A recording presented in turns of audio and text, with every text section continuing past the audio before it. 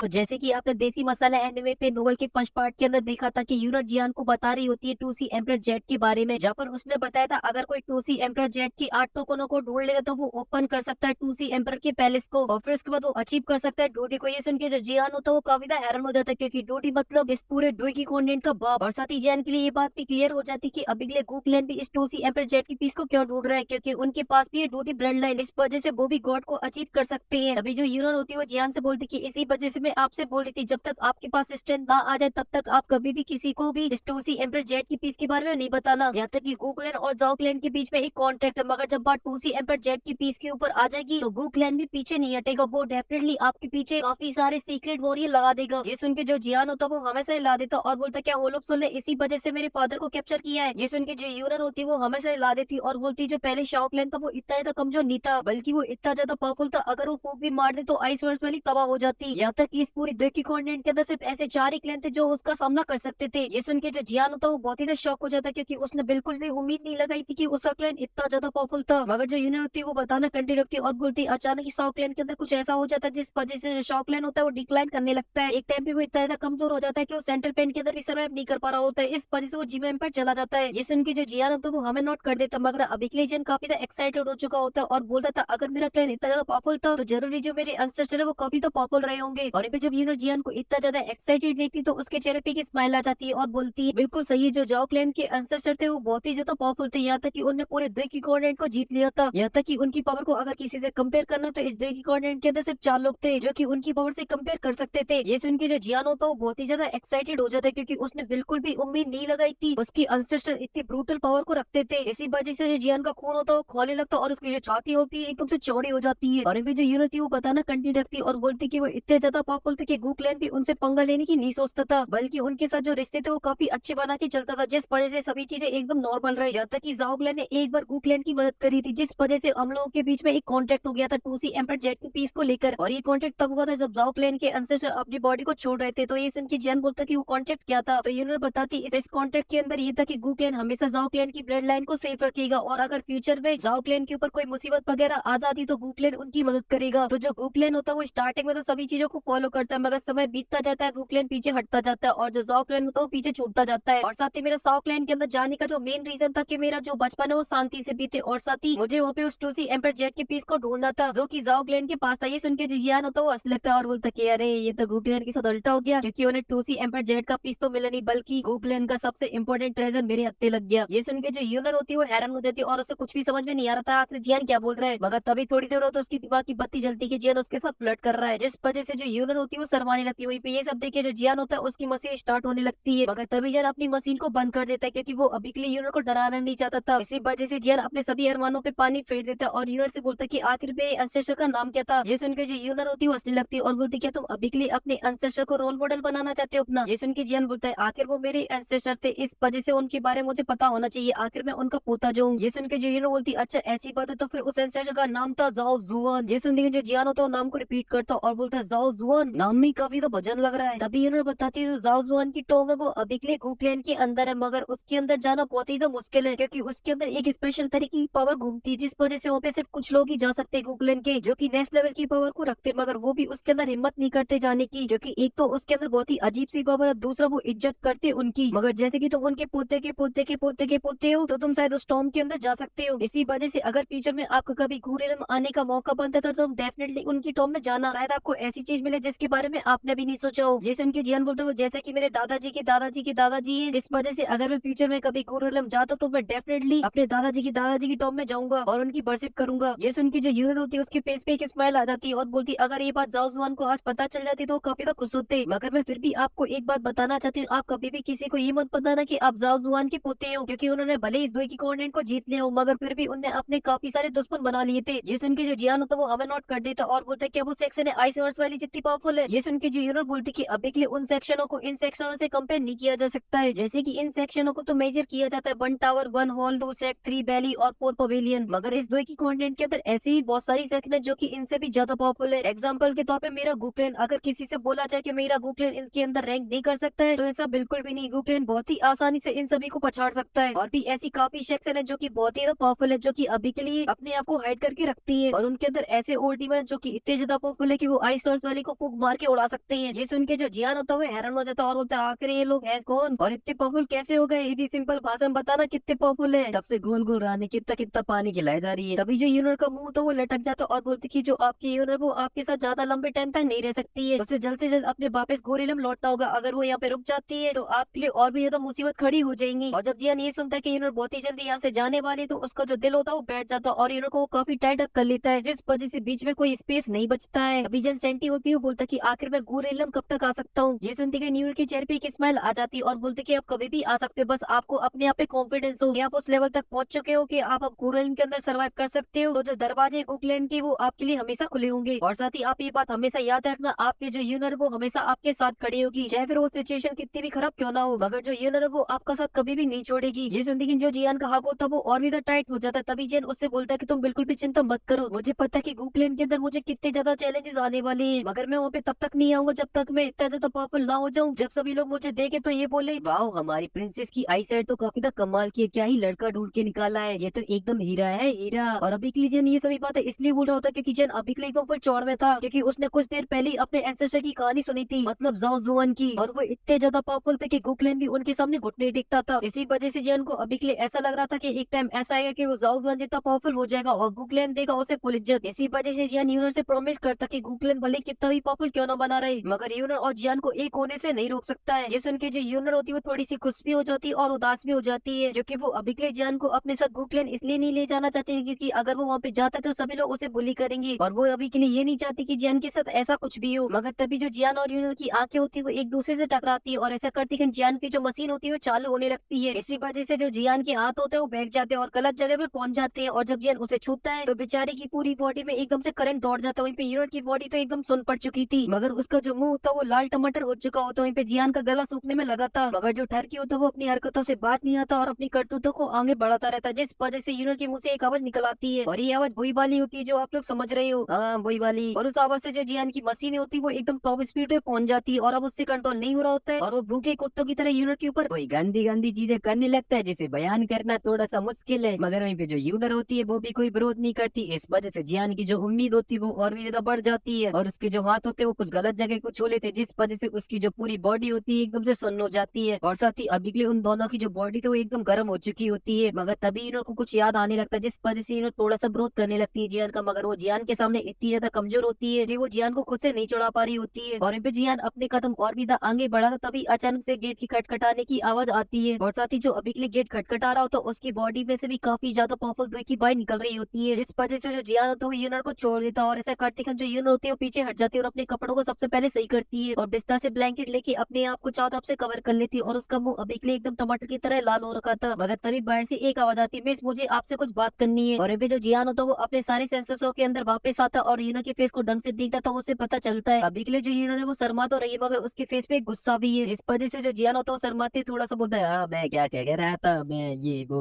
फलाना ढिमकाना वो मैं ना बैग गया था ना इतने दिनों से थोड़ा भरा बैठा था और अपना मुंह लटका के यूनर के सामने खड़ा हो जाता है, क्योंकि उसे अभी के लिए अपने ऊपर काफी ज्यादा शर्म आ रही थी क्योंकि उसने बिल्कुल भी उम्मीद नहीं किया था जो उसकी मशीन है जो हमेशा बंद पड़ी रहती और वो किसी के सामने चालू नहीं होती है वो यूनर को दिख दिखन एकदम से चालू हो जाएगी। और फिर जब यूनर जियान का मुंह लटका हुआ देखती है तो उसके फेस की जो गुस्सा होता है वो एकदम से गायब हो जाता है और उसके चेहरे पे एक स्माइल आ जाती है और बोलती है ठरक से 2 लेवल ऊपर, ठरक ठरकी ठरकुल्ला। ये सुनते कि जो जियान होता है वो बोलता है कि तुम इतनी ज्यादा प्यारी जो हो गई हो। ये बोलते कि जो जियान होता है वो फिर से यूनर के हाथ को पकड़ लेता है। ये देखते कि जो यूनर होती है फिर से डर जाती है क्योंकि उसे ऐसा लग रहा था कि जियान फिर से वही सब करेगा, मगर जब वो इस बार जियान की आंखों में देखती है तो उसे दिखाई देता है एक प्यार का समुद्र। देख के जो यूनर होती है वो नॉर्मल हो जाती है और जियान को झट से एक पुच्ची दे देती है और जब जियान को ये महसूस होता है तो जियान के एकदम से वो उठ जाते, तभी यूनर उसे बताती है मेरे प्यारे जियान अभी के लिए तुम्हारे यूनर की जो ब्लड लाइन है वो एक्टिवेट नहीं हुई है, इस वजह से हम दोनों अभी के लिए आगे नहीं बढ़ सकते हैं। इसी वजह से अगर हम लोग अभी के लिए कुछ भी करते तो ये हमारे लिए काफी ज्यादा मुसीबत खड़ी कर देगा। इसी वजह से प्यारे जियान आपको अगली बार के मिलने का वेट करना होगा क्योंकि तब तक मेरी ब्लड लाइन एक्टिवेट हो जाएगी। जिसके बाद ये सुनते ही जो जियान होता है एकदम से शॉक हो जाता है और यूनर की तरफ देखकर जो की अभी के लिए लाल टमाटर हो चुकी थी वो भी बड़ी मजेदार, मगर अभी के लिए उसे काफी ज्यादा शर्म आ रही होती है, इस वजह से वो जियान से अपनी आंखें भी नहीं मिल पाती और जैसे जियान से हाथ अपने छुड़ाती है और सीधा रूम से बाहर। वहीं पे जो जियान होता है उसकी तो खुशी का कोई ठिकाना नहीं होता और जब मारती है बोलता है यस और फिर गेट के बाहर देखता और बोलता अगर ये बुड्ढा फट्टे में टांग नहीं अड़ाता तो आज मुझे वो मौका मिल भी जाता। और ये वो दोनों एल्डर थे अभी के लिए एकदम से बावले हो चुके थे, उन्हें काफी ज्यादा डर लग रहा होता है क्योंकि जो उनकी प्रिंसेस थी वो काफी लंबे टाइम से जियान के रूम के अंदर थी, इस वजह से उन्हें इस बात का डर लग रहा था कहीं उनके बीच में कुछ ना हो गया हो क्योंकि उनकी जो प्रिंसेस है वो बिल्कुल भी नॉर्मल नहीं, वो तो गोकलैंड की एक ऐसी धरोहर है जो हजारों साल बाद गोकलैंड के अंदर पैदा हुई है, क्योंकि उसके अंदर सबसे ज्यादा प्योर ब्लड लाइन है। और अगर आज हमने बॉडी अपनी जियान को दे दी तो गोकलैंड जियान के पीछे पड़ जाएगा और फिर जियान कहीं भी जाके छुप जाए, मगर गोकलैंड उसे नहीं छोड़ेगा। यहाँ तक ये दोनों एल्डर उनको ही कड़ी सजा दी जाएगी, क्योंकि जो प्रिंसेस है वो गोकलैंड की बहुत ही इंपॉर्टेंट पार्ट है। वहीं पे जो व्हाइट ईयर वाला एल्डर होता है थोड़ा सा शर्माते हुए यूनर से बोलता है कि आप ठीक तो ना, पेशेंट के यूनर हमेशा ला देती, मगर वो अभी के लिए काफी ज्यादा शर्मा रही होती है। मगर जो ब्लैक ईयर वाला एल्डर होता है वो बहुत ही ज्यादा मुंहफड़ होता है, इस वजह से वो सीधा डायरेक्ट यूनर से बोलता है, प्रिंसेस आपके बीच में और मास्टर जियान के बीच में कुछ हुआ तो नहीं। जैसे उनके जो यूनर होती है वो भी काफी ज्यादा हैरान जाते कि ये दोनों बुड्ढे एकदम डायरेक्टली उससे ये सब पूछ लेंगे। मगर तभी यूनर बोलते कि बुड्ढा क्या बोल रहे हो तुम, लौटो यहाँ से। ये बोलते कि जो यूनर होती है वो अपने रूम के अंदर चली जाती है। फिर जो व्हाइट कलर का हेयर वाला एल्डर होता है बोलता है अभी के लिए जो प्रिंसेस का ऑरा वो बिल्कुल सेम है, इस वजह से मुझे नहीं लगता कि उनके बीच में कुछ भी हुआ है। ये बोलती कि वो दोनों अपने पसीने को पूछते और व्हाइट कलर के हेयर वाला बोलता कि अच्छा हुआ कि हम लोग यहाँ पे सही टाइम पे आ गए, वरना जो हमारी ठुकाई होने वाली थी उसके बारे में हम लोग सोच भी नहीं सकते। और इसी ठुकाई के साथ ये जो पार्ट होता है वो यहीं पे खत्म होता है। और आप लोग चाहते हैं कि मैं इसका थर्ड पार्ट बनाऊं तो आप लोग मुझे कमेंट के अंदर बता देना। और आप लोग मुझसे पूछ रहे थे कि भाई आप लोगों को यूनर का नया कैरेक्टर कैसा लगा, इसके बारे में बस ये बोलूंगा बढ़िया था कैरेक्टर, क्योंकि मैं किसी भी कैरेक्टर को ज्यादातर लुक से जज नहीं करता हूँ। मैं देखता हूँ कि उस कैरेक्टर की मूवमेंट कैसी है और उसके फेस पे सारे इमोशन दिख रहे हैं कि नहीं दिख रहे हैं। जैसे कि हमारी क्वीन मेडुसा, उसके फेस पे आपको हर एक इमोशन देखने को मिलेगा, चाहे वो प्यार का हो, चाहे वो गुस्से का हो, चाहे फिर वो एटीट्यूड का हो, चाहे फिर वो सैड का हो, क्या ही निखर के आता है इसके फेस पे। और फिलहाल के इस वीडियो में सिर्फ इतना ही। अगर आपको इसका थर्ड पार्ट चाहिए तो आप मुझे कमेंट के अंदर बता देना, और वीडियो पसंद आई तो प्लीज वीडियो को लाइक कर देना, साथ ही चैनल को भी सब्सक्राइब कर देना। मैं मिलता हूँ आपसे नेक्स्ट वीडियो में, तब तक के लिए आप सभी को बहुत सारा प्यार।